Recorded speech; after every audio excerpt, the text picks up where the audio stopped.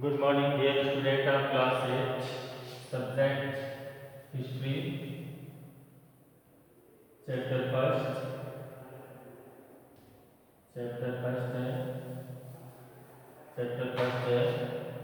iron smelter. We were iron smelter factory on. We were iron smelter factory on. ये chapter है तो हम देखेंगे कि पास्ट टाइम में कैसे हुआ और वीवर्स आप जानते हैं बुनकर जो जुलाहे होते हैं जो क्लॉथ की वीविंग करते हैं।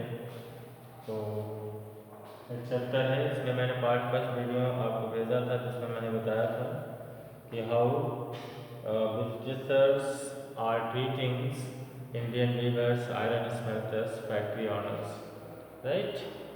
तो यहाँ पे मैंने बताया था आपको। और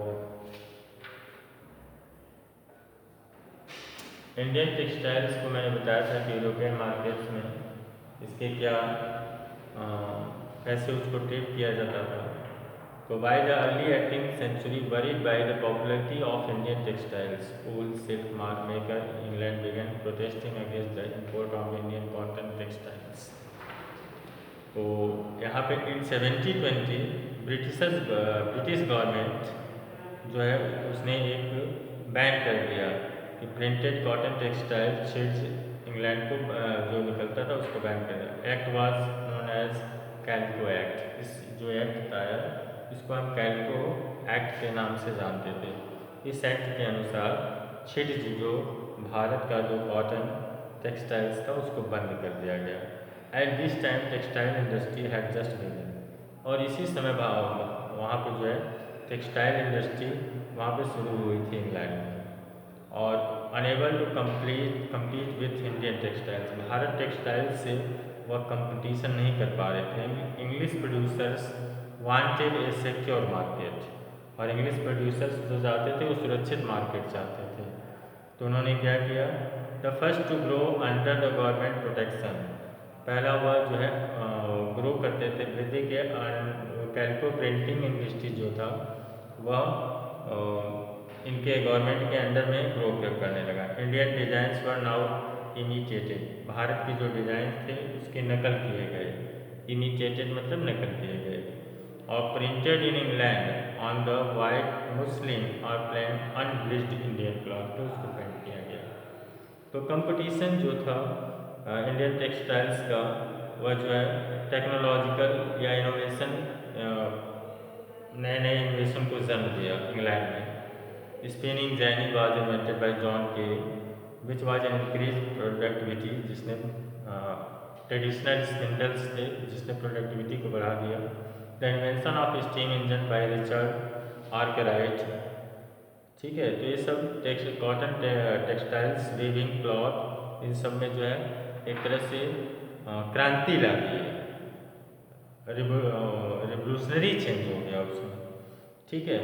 तो Indian textiles continue to dominate world trade till the end of 18th century, यानी 18वीं शताब्दी के अंत तक जो पूरी दुनिया में भारतीय टेक्सटाइल्स जो है प्रभाव बनाए रहा था।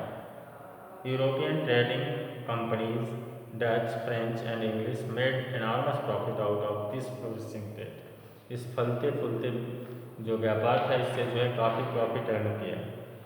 These companies purchased cotton, silk, textile in India by improving silver. But as you know, when जब ईस्ट इंडिया कंपनी जो है पॉलिटिकल पावर में आ गई तब उसने वो भी देना बंद कर दिया, खरीदना बंद कर दिया।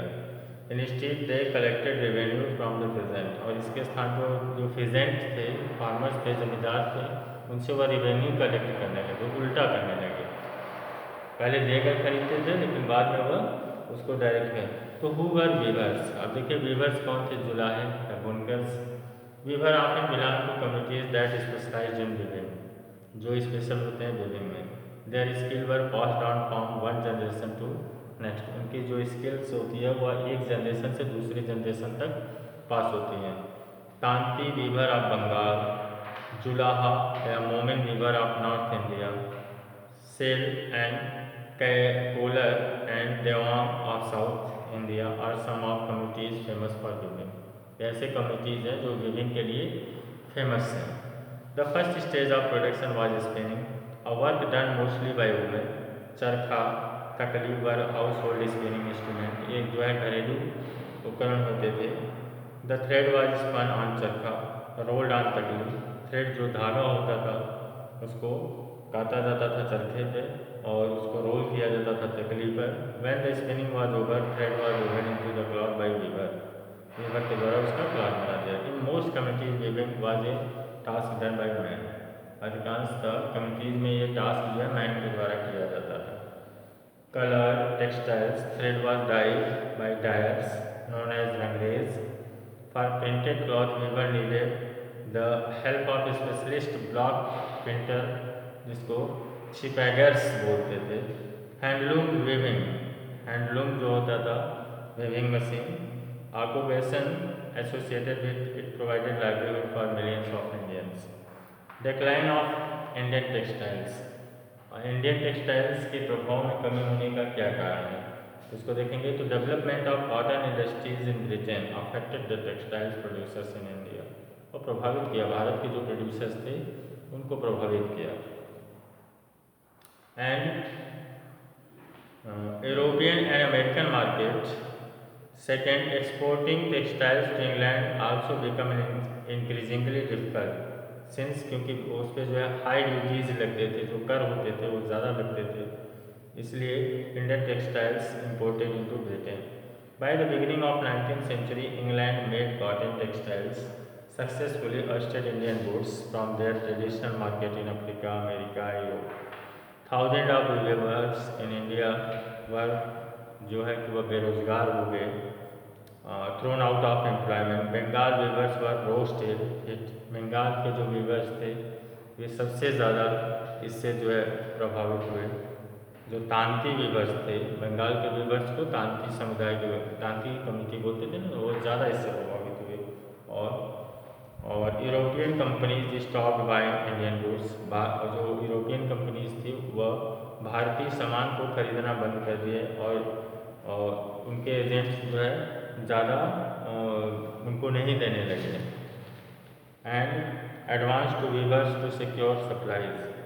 Distressed weaver wrote petition to the government to help, और जो डिप्रेस्ड हताश वीवर्स थे उन्होंने पिटीशन याचिका डाली गवर्नमेंट को हेल्प के लिए. But worse was still come, लेकिन उससे भी बुरा हुआ कि by the 18th century cotton cloth flooded in Indian market. In fact by the 18th century 2/3 of all the cotton cloth worn by Indian were made, जो कि वह Britain से बनते थे. तो this affected not only specialist weaver but also spinner, ये सबको प्रभावित किया. Thousands of rural women who made a living by spinning cotton thread were rendered jobless. वे जो है jobless हो गए. Handloom weaving did not completely die in India. This was because some type of cloth could not be supplied by machine. क्योंकि कुछ विशेष प्रकार के कपड़े machine के द्वारा सप्लाई नहीं होते थे. How could machines produce sarees with intricate border और cloth with traditional woven patterns? तो ये सब चीज़ें उसमें कमी रही. You must have had Solapur in Western India and Madura in South India. These towns emerged as important new center of weaving in late 19th century. Later, during the national movement, Mahatma Gandhi urged people to boycott the imported textiles.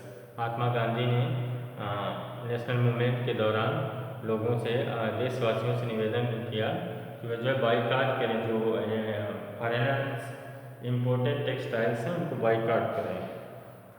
और it was put at the centre of tricolour flag of the Indian National Congress adopted in 1931. चक. अब देखिए what happened to weavers and spinner who lost their livelihood. Many weaver become agricultural labour पे जो है viewers जो है कि agriculture में श्रमिक हो गए।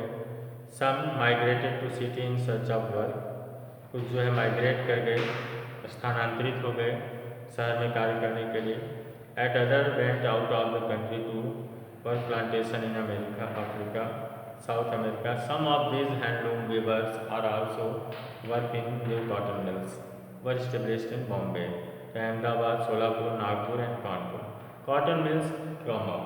Cotton mills Bharat I. First cotton mills in India was set up as spinning mills in Bombay in 1854. और from early 19th century Bombay had grown as important port for export raw cotton के लिए England और China से वो export करते थे। It was close to vast black soil tract of western India where cotton was grown, जहाँ पे cotton उगाया जाता था। So when cotton textiles mill came up, they could get supplies of raw material with ease. So dear students, here you saw how a weaver changed their job and how Britain's textiles mill set up in India and how it took place. Thank you very much. Next video next में पढ़ेंगे, ठीक है? Thank you.